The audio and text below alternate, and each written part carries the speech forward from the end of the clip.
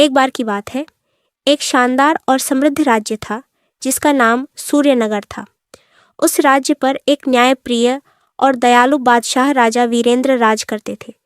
उनका एक वफादार वजीर देवराज था जो हमेशा बादशाह के फैसलों में मदद करता था। सब कुछ शांति और सुख से चल रहा था, मगर देवराज के दिल में लालच और गद्दारी के बीज उग चुके थे। एक दिन देवराज ने सोचा, अगर मैं बादशाह को हटा दूं तो मैं खुद राज्य का मालिक बन सकता हूं। इस इरादे से उसने एक जादूगर काला तांत्रिक से संपर्क किया। तांत्रिक ने कहा, अगर तुम राजा वीरेंद्र के खिलाफ जादू का इस्तेमाल करना चाहते हो तो मुझे तुम्हें कुछ सामग्री और तुम्हारी वफादारी चाहिए।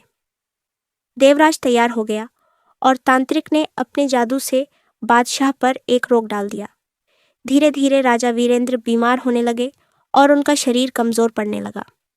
बादशाह का बेटा राजकुमार आर्यन एक समझदार और साहसी युवराज था। उसने अपने पिता के बीमार होने का कारण जानने की कोशिश की। राजमहल के कुछ पुराने लोगों ने आर्यन को बताया कि देवराज की हरकतें कुछ संदिग्ध लग रही हैं।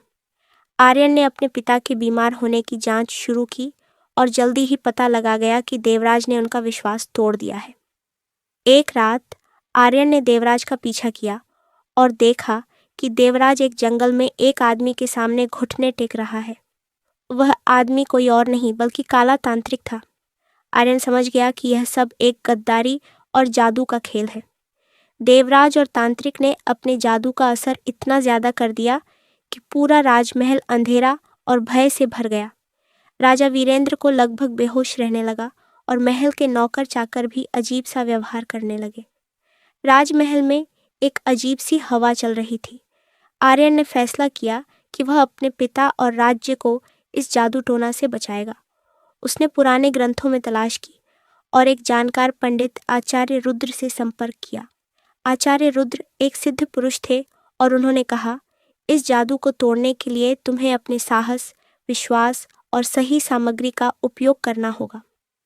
आचार्य रुद्र और आर्यन ने मिलकर एक योजना बनाई।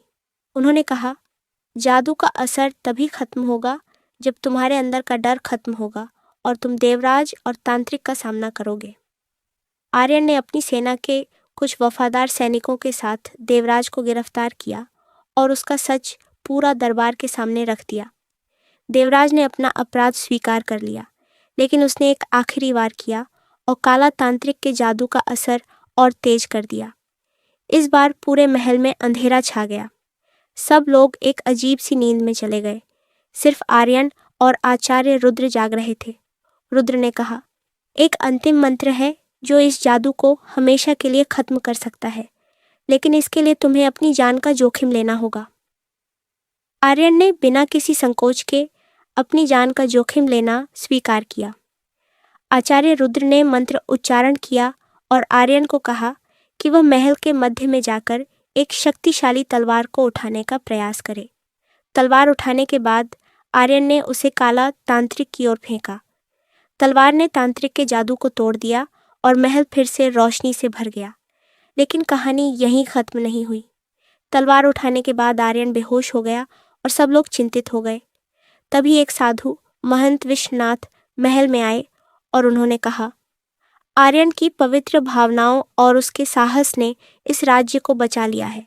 इसका जीवन सुरक्षित है। महंत विश्वनाथ के आशीर्वाद और उनके जादू टोना तोड़ने के ज्ञान के कारण आर्यन फिर से होश में आ गया। राजा वीरेंद्र भी ठीक हो गए और देवराज और काला तांत्रिक को उनके कर्मों की सजा मिली। इस कहानी से राज्य के लोगों को यह सीख मिली कि सत्य और धर्म की हमेशा जीत होती है और लालच और गद्दारी का अंत हमेशा बुरा होता है। आर्यन की प्रशंसा हुई और वह अपने पिता के बाद एक महान बादशाह बनने के लिए तैयार हो गया।